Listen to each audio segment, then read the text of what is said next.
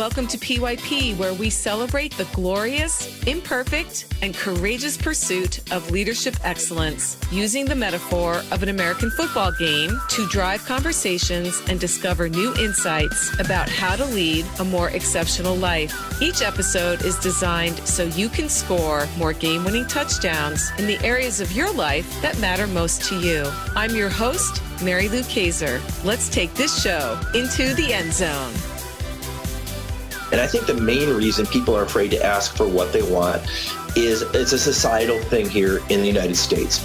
What I mean by that is we're not encouraged to lean into the uncomfortable and ask for what's important to us. You know, think about it from the perspective, I just spoke at a high school to some kids as a favor to a friend of mine, and we had a very similar conversation about this. And we talked about it from their perspective, like asking out that pretty girl in your class. And they're all afraid to, and they're afraid of that rejection.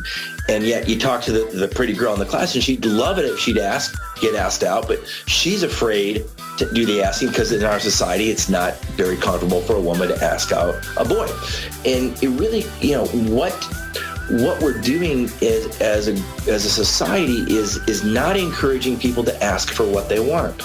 As little kids, it's kind of pushed out of them, don't be bossy, don't be this, don't be that. And when it comes to asking for what you want with a career, the employer wants you to want to work for them. The employer wants you to want to be there. The company, and the flip side of this, the employee wants to feel wanted. We're in a very unique position in today's society regarding employment. We are at a 45-year low in regards to the labor participation rate. What does that mean? All right, Team PYP. Mary Lou Kayser here. It is game day. I have a guest. We are excited to share with you some new insights, some great stories, and a perspective about this great game called life we are all playing. My guest's name is Todd Palmer. Todd, are you ready for kickoff? Let's get the game started, Mary Lou. Let's get started indeed. So Todd, here are some things that I know about you that I want to pass along to Team PYP. First of all, you are a renowned thought leader, CEO. You're an executive coach and an author. Since 1997, your companies have helped over 4,300 people secure employment, improve their lives and the lives of their families. You work with both individuals and companies to support corporate growth, foster business startups, and guide leaders in the areas of talent management, workforce planning, and organizational development. You understand the struggles that businesses face around the areas of people, cash, strategy, and execution. And you also are a bit of a rule breaker and rebel, which I really like. And I think you're going to get to share some of those rule breaking stories with us today. So again, welcome to the show. Well, I'm glad to be here. Awesome. So Todd, we always start our conversation with the fact that you are today's starting quarterback. So you're suited up. You are down on the great playing field of life. You have a perspective that is unique to Todd Palmer. Could you fill us in, go into some more detail about what is it like to play your position? Well, that's a great question, and I appreciate the metaphor, because really to be a leader of an organization is no different than being the leader of a football team. It's a position where, I've been really fortunate to kind of develop a company, diversified industrial staffing, that's allowed me to do some amazing things, both within the company and outside of the company. So I think the first thing that I think of in my position is to express gratitude for the things that I'm able to enjoy, and also to remember that I didn't, like a football quarterback, I'm not going to win a game by myself. It takes a great team around me to be able to enjoy those successes. And as I'm moving into the second phase of my career in Extraordinary Advisors, I'm recognizing that I'm moving a little bit more from being on the field to being a little bit more of a player coach in that role, and helping others figure out why they do what they do as leaders of organizations, combined with how can they better do those things for their teams so they can all drive to a successful outcome. Mm-hmm.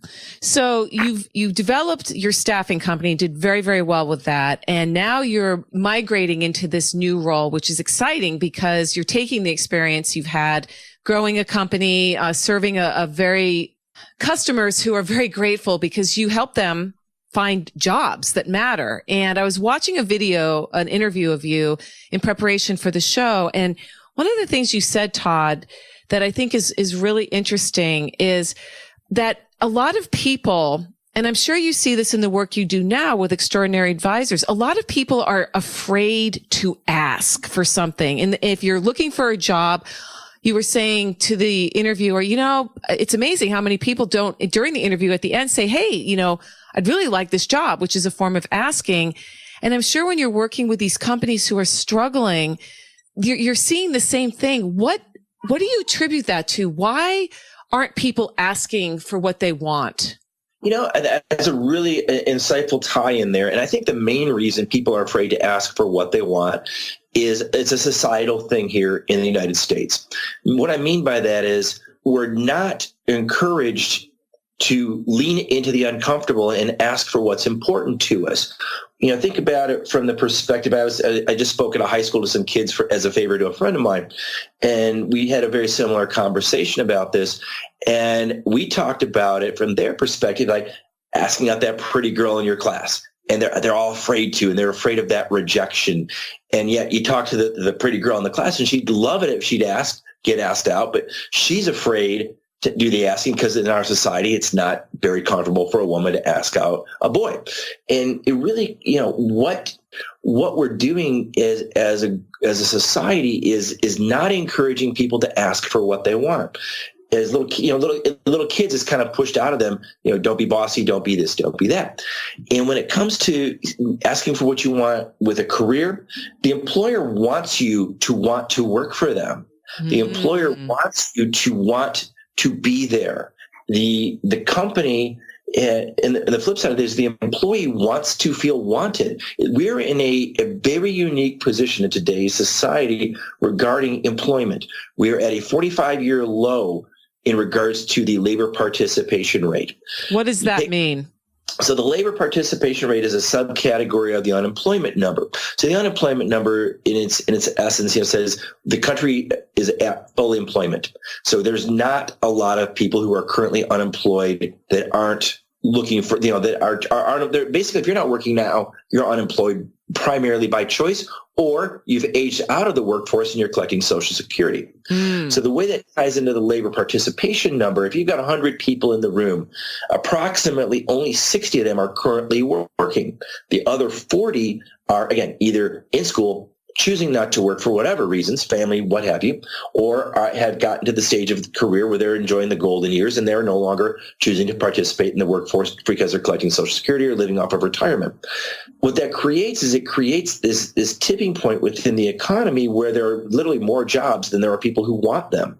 Tie that into the unemployment rate subsection for the millennials, which is running at an almost 13% clip. The United States as a totality is at 4%, but that subsection of 18 to 29-year-olds is running at 13%, 12.3 to be exact.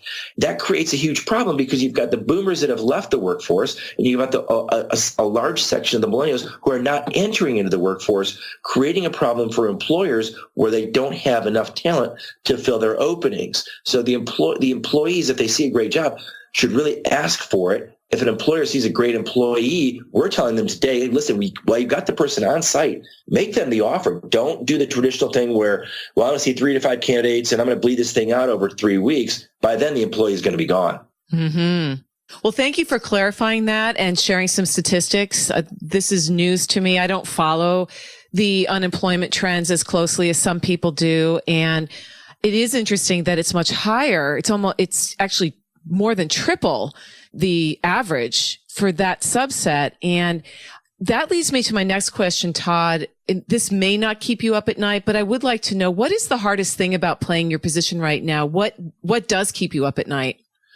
For me, the thing that definitely keeps me up at night for our recruiting business, Diversified Industrial, is we play in a very specific space. We're in the skilled labor sector. That means we place machinists, we place welders, people in a manufacturing environment of a certain skill set. The average American welder, going back to statistics, is almost 60 years old. And there is no next generation of welders because we basically, as a society, have told children that to have a great life, you want to go to the universities or to the colleges. Nothing wrong with that. I have a college degree. My son has a college degree. He's an accountant. He and I've had the conversation that, well, you have a degree in accounting, but you're really a skilled tradesperson. You've learned the skill of accounting. You're not applying that at an accounting firm. It's not like someone who's maybe got a liberal arts degree or someone who's got a history, or I have a communications degree, for example. So that's a little bit of a different situation. As these welders, as these machinists, as the people who make things in the United States age out of the workforce and there's no next generation coming up down the pike, the thing that keeps me up on my business is as the demand increases, my supply for that business is decreasing on a daily basis. My workforce is simply getting older. And it's really challenging to try to figure out how are we going to bridge that gap? Do we need to pivot into a different niche within the staffing sector? Or do we put together a business plan to build our own training school for CNC professionals in Metro Detroit? So we looked at different ways to kind of crack that code. We don't have a traditional employment model where there's going to be another graduating class, in healthcare, in IT, in accounting, or what have you. That's the thing that for my recruiting business that literally has cost me hours of sleep, possibly knocked years off my life. Oh, dear. Well, but it's a very real problem because we, again, as a society, have baked out of our school system the vocational route, which I think is criminal, quite frankly. I have my brother, you and I were talking about our siblings in the pre-chat. My brother, who's a couple years younger than I am, if he had not had the vocational option in high school, he would have dropped out of school, never gotten the degree, and who knows how his life would have turned out. There are certain people who are just cut out to work with their hands. And I know that it's different today because there's computers and artificial intelligence, but that's the direction we're going. And you can have an amazing lifestyle with these highly skilled jobs because, from what I understand, some of them are starting at $60-$70 an hour. If you have that trade, right? Exactly. I have a friend of mine. He's a plumber. He clocks in. He does his skill. He goes home. He doesn't carry the burden that a CEO is going to carry or a C-level executive of being on call essentially 24/7, being at the beck and call of your employees, being at the beck and call of your customers. And he makes $125,000 a year. Yeah. Now, he has to do work that, one, I'm not simply qualified to do. I am not your hands-on guy.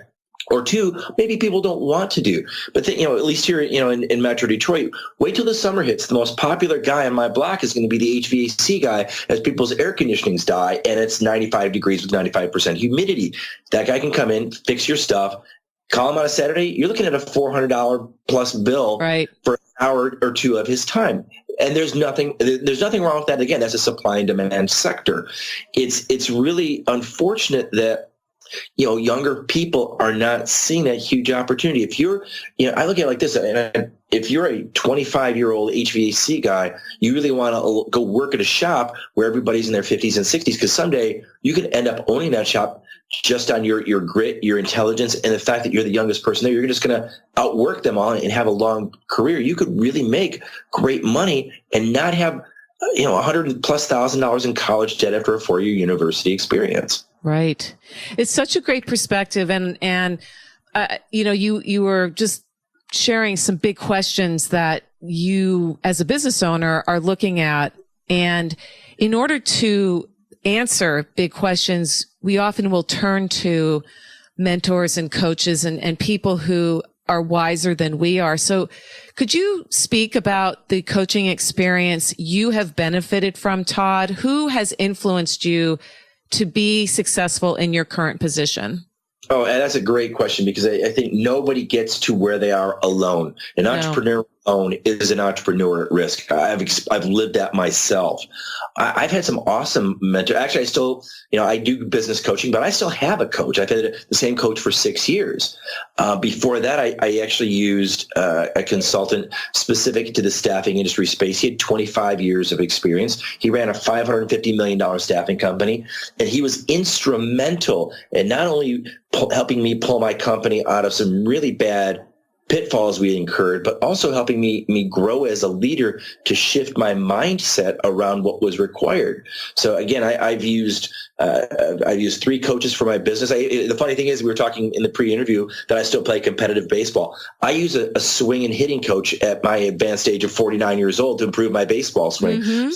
I've realized that, if professional athletes can have coaches, if Bill Gates can have a coach, if Michael Dell can have coaches, who am I to say I don't need a coach? Because I flat out know everything I need to know in order to assist my clients with extraordinary advisors, or assist my staff at Diversified. Everybody gets value out of that collective brain share versus trying to run that race solo. Mm-hmm. That's right. There's no the wide receiver isn't the only one that scores the touchdown. That's what I love about football is when the touchdown is scored, the whole team runs down and they all jump around, and it is a group effort to get that ball into the end zone. And I love, Todd, how you address the importance of mindset and learning to trust yourself. These are skills that aren't taught in school directly. Now, if we're lucky, we might have one teacher or one coach that our paths cross that is outside the norm and gets us thinking about our mindset, for example.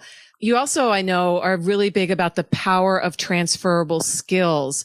So my next question has to do with when things aren't going according to plan, when we have to sometimes rely on these things that aren't in our comfort zone. Could you tell us a story about a time when you were metaphorically sacked? Maybe you fumbled the ball, you threw an interception that lost you the game. What happened and how did you recover? Oh, that's a tough question. I appreciate the courage you have to ask it, because not a lot of entrepreneurs are going to want to talk about the things they didn't do right and the mistakes they made. Using your metaphor of the quarterback, I'm in the pocket, I overthrow the receiver. I don't do the proper play. So in 2006, I started my company in 1997 for $15,000 on a credit card, basically. And we grew really fast because the country in 1997 was running at a 3.2% unemployment rate. So if you could find people, you could make placements in the recruiting space. It was really, plug and play at that point. We went on for a 9-year period. We had some good success. We were doing all right. It was providing a nice lifestyle for my family. We had 3 offices. We had 24 employees. Things were going great. Well, going great to the point of, by 2006, I basically started a couple of other businesses, and I wasn't running the day-to-day operations any longer. So I made the mistake of putting somebody in charge who I, as the leader of the organization, did not track and monitor accordingly. That's on me. That was the first mistake. I didn't inspect what was important as the leader. We had gotten into such a bad spot in 2006 that by September of that year, we were $600,000 in debt, money I had personally guaranteed. We were 60 days away from running out of cash. We had a toxic and dysfunctional culture that was literally gridlocked, not driving the business forward. And I was suffering from such a heavy dose of imposter syndrome that I wasn't able to unlock what I needed to do to drive that business forward and get reintegrated back into the day-to-day operations. So the big fumble I made was I wasn't watching the business accordingly. And I had to make some very difficult decisions, no different than a football team that's not operating on all cylinders, where you've got the potential to do great things and maybe you've got some of the wrong personnel. So on September 9th of 2006, I walked in and I fired my entire company and I started over. I redid my entire roster, and I fully realized that the person who made those decisions, who brought those people in, who was supposed to hold them accountable, was me. So I had to carry that burden with that. And looking back on it, it was the hardest day of my business, and it was also the best day of my business, because I used to hire people who only had a recruiting background, who had a great resume, but maybe they weren't the best people for the organization. We didn't create a cohesive culture. Instead, what I chose to do is I'm going to hire great people and teach them to be great recruiters. So we went from hiring for resume to choosing to hire for DNA. And that really put us on the path to make the Inc. 5000 6 of the next 7 years. So the difficult decisions, leaning into that uncomfortable moment, changing my mentality, changing my mindset to permeate that throughout the organization, allowed us to have some at the time, basically some record-setting success here in the state of Michigan. Well, first of all, congratulations for your success, but also I think more importantly for being willing to share the mistakes and opening up your playbook basically and saying, hey, this is what happened, because that's how we learn, right? And I think failure is a resource, and you certainly just demonstrated that in your story. You looked at it, and rather than going home and collapsing and saying, well, I'm done now, you reinvented, you completely reinvented. Absolutely. And I see that a lot with the clients that I work with Extraordinary, that, they're so stuck in doing business the same old way, doing it the same old thing. And it's, as you mentioned earlier, with, and artificial intelligence coming into play, with different ways of working, with the different ways millennials work. They work great in teams. They work in bursts. They don't crank through a 12-hour day, maybe like people from previous generations did. And to consider that, or to think that the businesses are going to operate the way they did back in the days of John Rockefeller, or it's out a lot. I have clients already. Well, this is how we've always done it. Well, what you're doing isn't working. I'll tell them that story about how I had to change things up, and then once I made those changes, the great trajectory of success we were able to enjoy as a group, and many of the people who enjoyed that run with me are still with me today. But it really did come down to a couple of things. Figuring out what I, as a leader, needed. The bottleneck is at the top of the bottle, right? So I had to change myself first and foremost. Right. Secondarily, recognize that the culture and the DNA of the organization was what would get us through the tough times. Versus, well, I've got a bunch of technical people. Yeah, but if you've got technical people, again, going back to your football metaphor, if you've got a great team of cohesive people, but maybe aren't as talented as a great team made up of 12 individuals, that team of cohesive people are going to drive a much further path of success versus 12 individuals who kind of are going in the same direction. That's so true. And it's a great visual and a great reminder to all of us who have a dream, have goals, and we need help. Nothing great was accomplished alone. And you've been hinting around how things have changed. I love how you said, you walk into some companies and they're still operating as if it was 1968 or something, or 1975. And in some ways, maybe not in technology, certainly, but in the mindset. And what other specific shifts or changes do you see from your vantage point, Todd, that you believe are having the greatest impact on how all of us are playing our positions? You mentioned the millennial generation works differently than, say, Gen X or the boomers, right? But you're seeing some pretty profound shifts up front and center. What do you think is really making the biggest impact on us right now? Well, and I think the one of the biggest things I've seen is the shift towards a culture-first organization. You see that quite a bit. I'm seeing it trying to get introduced to an older sector of the employment world, such as a manufacturing, trying to create culture. There's also a big thing around mindfulness that I've seen. In regards to the mindfulness, I think the biggest subcategory of the mindfulness movement that I've had seen the biggest impact is creating an environment where people and employees are allowed to fail. And I think a lot of that is being iterated out of the tech space. They'll release an app that's 80% done, or Microsoft will release a product that's 80% done, and they will iterate through the necessary changes that are being reported in from the marketplace and from the customers. And they don't see it as a failure. They just see it as the next version, the next generation. And, I've talked to so many young people who still are wrapped up that there's only the perfect way to do it. And they think the only trajectory up the mountain is a straight line.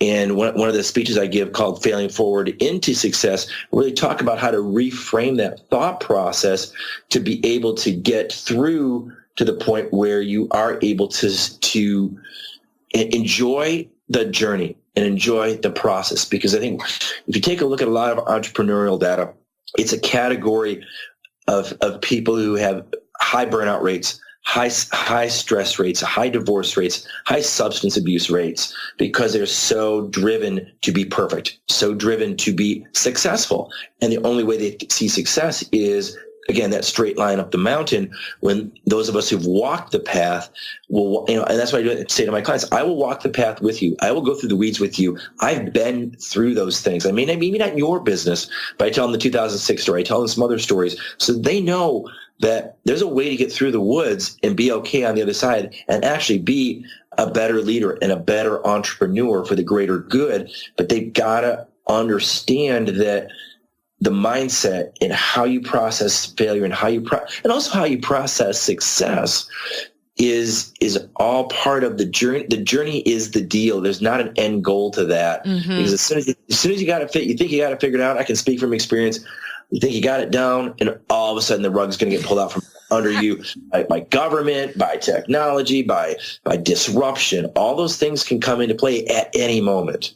It's so, so true. I'm just chuckling to myself about just a personal story related to that, with how fast things change. When you think you've got it, that becoming aware of having that thought is so important, because it's like, no, oh no, you don't have it. This is where danger lurks, because that's when we can get complacent and fall into those habit loops that can end up sabotaging us, because things shift so quickly. So again, it comes down to mindset. I know that's a theme of your work, of your life, and you model it beautifully. You say, listen, I'm going to roll up my sleeves with you. I'm not here to just, point fingers and dictate from the mountaintop. This is how it is. I want to be down climbing the mountain with you, and just let me bring my experience to help you get yours. And then you go out and you give your experience to the next person. I mean, there's that chain reaction that you set in play, Todd, with the work that you do. And it really is fantastic, which also brings us to the most fantastic part of any football game when you're a fan, is the touchdown. So I'm putting you in the red zone, Todd, and there are less than 30 seconds left on the clock. You are down by 4 points. It's third down, and it is now or never. Tell us a story about a time when you ran the ball into the end zone for that game-winning touchdown. Well, I think, the great thing about football is you get a chance to play a game once a week. And from my perspective, the biggest successes I've had have been with the leaders in my organization that I've helped develop, and the difficult challenges we've had. We've had everything from an employee one time who, was going to send out paychecks, and she didn't stamp over 300 paychecks. The entire company rallied around this young lady, supported her, called all 300 employees to make sure they knew what was going on. We had an action plan in place, and the team rallied around her. So the leaders within the organization were able to execute that play without me even being here. And that was a really important thing. While your listeners might think, well, that wasn't a huge sales goal, or that wasn't a huge new contract. What it was a huge demonstration of the culture of what we've built. And the way our organization runs, we run a company where we only fill 3 of every 10 job orders we get because of the market we're in. So to have leaders who understand that fail forward thought process and keep people focused on those things has been huge. I mean, certainly, winning the ink, making the ink list 6 times was a really, really powerful experience for me, and a great success for the company. But honestly, when I go back to the 2006 story, I think my favorite thing that I've done, and I think it really goes back to, at least for me, a core value belief system of honesty and integrity, is when we were $600,000 in debt, the consultants, the CPAs, the attorney said, just go ahead and file bankruptcy. You can shut this thing down, and you can start over tomorrow across the street, different company, and you can get a little breathing room. And we made the choice to not do that, and to pay off all those vendors who believed in us, and to pay off our banker who believed in us. Everybody was paid 100% in full. That is probably my proudest moment as an entrepreneur. And you should be proud of that. I love that. I love how your story focuses on the culture, and it's about other people, the team. That's fabulous. And I'm sure that young woman was so grateful, because, boy, I bet she felt terrible about that oversight. And mistakes happen, right? And it's how do we respond to them? Exactly. The young lady was literally crying in our office. And it was funny because that happened on a Friday. On a Monday, I received a call from our biggest client, and they wanted, they were like, we really appreciate you getting all over it. Thank you very much, because my client was actually out of the country.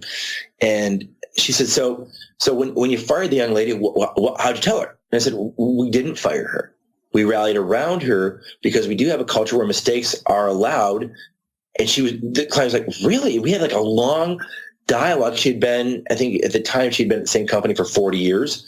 And she's like, we would have let her go. And he said, well, there's just, it's hard to find good people. She's a good person who made a mistake. She owned that mistake. She could have buried the mistake, walked out the door at 4:00 on Friday. We would not have known about it until on Monday. Instead, she owned it. She took responsibility for it. She offered to stay until the problem was fixed. Her teammates saw that behavior. That's part of now it's part of the legacy and the legend of working for Diversified, that, that's how we handled things. The client was just blown away that we would see things through a different lens and see things from the perspective of, we don't execute people around here. We're going to. So it was just probably I think from a cultural and a team atmosphere, it's one of the proudest stories as an organization I think we've had. It's fantastic. And again, thank you for sharing that, because I think is going to bring a smile to every listener's face. You operate from a place of grace and compassion, and life's too short as it is. Why not extend that? So as we come to the sad end, I hate when conversations end, but it has been fabulous, Todd. I always ask my guests to think about 1 to 3 key offensive strategies straight out of the Todd Palmer playbook that Team PYP could implement right away so they could move the chains of their lives, their careers, or their businesses forward. What could you share with us today? Absolutely. And I think the first thing for me, especially for companies that are needing to hire people who can't find the right kind of talent, it's imperative in today's hiring climate to consider hiring people for their DNA and not for their resume. It's valuable to the organization to bring people in and train them. I understand that there's a cost of training, and there's a cost of cycle time, and there's a cost of human capital time. If you invest in people and you create a culture they want to be, it's really hard. I can tell you, as a recruiter who recruits people away, the number one reason people leave their company is because they don't like their boss. Mm-hmm. You're able to create a great culture, train people up. You'd be just absolutely amazed at how you'll create longevity. One of my favorite authors is a guy named Tony Hsieh, founder of Zappos, and he wrote a book called Delivering Happiness. And he talks about how he's in Henderson, Nevada. He pays less than the market rates, and his turnover is almost nothing in a call center environment. So just a nugget for the listeners, check that book out. I think secondly, for the leaders out there, it's important to know thyself. Know why you do what you do. I was fortunate to meet an author 10 years ago by the name of Simon Sinek, just when he was getting started. And I worked with him for about a 2-year period to figure out what my why was. And it's improved lives. It took me 2 years to figure that out. And I now know when I go to do a speech for high school students, or do a speech for CEOs, or when I'm working and picking customers, that I need to explain to them that how I do things is an acquired taste, and it's not going to be for everybody, and that's okay. But my goal is I want to help you improve lives, and it's very difficult. It's funny because I see a lot of coaches in the coaching space who've never owned their own business, and they will do a standard program, or they do 4 quarterly meetings, and that's it. I'm like, no, I want to improve your life. So my style is I'll do the 4 quarterly meetings, not a problem, but we're also going to do every other week phone calls because I want to hear what's going on. I want to address a problem in February as compared to waiting until April to do our 2nd quarter meeting. I am just very invested. And again, that's not always for everybody, but it comes down to, again, know thyself. And I think the last thing that, especially for entrepreneurs, is to know your finances, know your P&L, know your balance sheet, know how to read them, and know where you make money. So many early stage entrepreneurs get so wrapped up in only revenue, and they don't look at the profit per X. In our case, it's profit per person placed, profit per hour billed to a customer. What is your profit per widget made? What is your profit for a subscriber added to your social platform, or whatever you do? Know that number, because then as you guide your force, whether it's your sales force or your internal operational force, you can drive to that one critical number. And it makes such a difference to the organization that the leader has that vision. He may not always know how to get there, or she may not always know the route to take, but if you have that vision laid out and you know that critical number, combined with your culture, combined with your proper hiring structures, and combined with knowing why you're in the business you're in, for me, I've always seen that to be a great winning formula. That is a great winning formula. And team, I'll make sure to post links to the books that Todd has talked about today, including his book, which from what I can tell is fantastic. I'm actually going to buy it for my son, who is just finishing his freshman year in college and is already thinking about the job market and is very, he's not like his peers. He's taking responsibility for his own life. And, he can't help it. He has me as his mom. So I'm like constantly reminding him it's about mindset. It's about all these things that we talked about today. But, anyway, team, you're definitely going to want to check out Todd's book. You're going to want to check out the Simon Sinek book. If you haven't read that, it's fabulous. And I'm sure, Todd, there are going to be people who are curious about you and want to connect with you online. So where is the best place for them to go? Well, and I appreciate that. From my perspective, I really would, anybody who listens to this podcast and mentions that they heard me through Mary Lou, I'm happy to give a half hour of my time on a free phone consult just to hear your story and just to hear what's going on in your world. And you can contact me through my website, extraordinaryadvisors.com. Go through Kelly. She's my assistant. She'll get you on my calendar. She'll get you set up. And we'll just go through a 30-minute diagnostic to help you figure some of these questions out. Worst case scenario, you have a conversation, you get one nugget. It's a good use of your time. And it's just, for me, and I was going to say, going back to your son, the best piece of advice as a parent any of us can give our kids is tell them to get, especially college kids, get an internship in your sophomore or junior year. If you wait to your senior year, it sends two messages to the marketplace. One, that you're doing it out of prerequisite for a program, or two, that you just weren't taking your college academic time seriously. I had two interns one year, both who were sophomores. Now one is the vice president of a company and the other one is an entrepreneur, and they're both killing it in the marketplace. They're making great livings for themselves and their family, because these young guys came to me and said, hey, I just want to work for you. I don't care what I do. I want to be in that learning environment. And I was so impressed with them versus we've had people contact us for internships as seniors because they have to have an internship.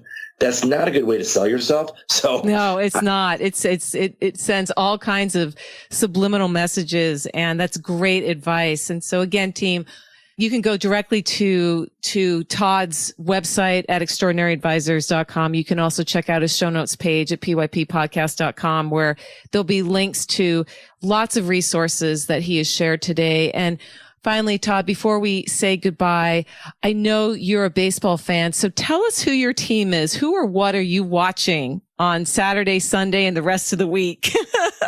Well, I love the question. I don't think anybody's ever asked me that. So because I still play competitive baseball in a couple of different leagues in Detroit. I'll travel around the country and play. It's funny. I love minor league baseball. It's so pure in how it's done. I live in Metro Detroit. I certainly watch the Detroit Tigers, and I love the Phoenix area. I'm there all the time and go to the Diamondbacks games, and that's a lot of fun. But honestly, my favorite team to go watch is the Toledo Mud Hens, of all places. The customer experience and how the organization treats us as customers is outstanding. You're close to the field. The players are friendlier. They don't have that major league mentality. And it's a great family experience. There's always something going on between the innings.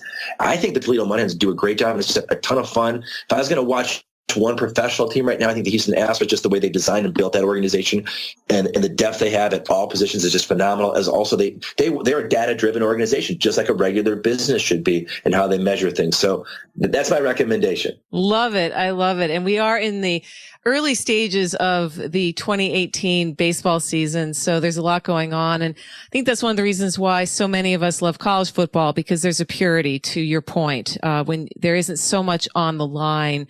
It's a different feeling. It's a different experience. So I really appreciate you sharing that story and pointing out that there's a lot of great stuff going on that isn't necessarily at the top level. And for all of sports fans, it's just fun sometimes to go catch a game and see the joy and the love that people have for the sake of playing.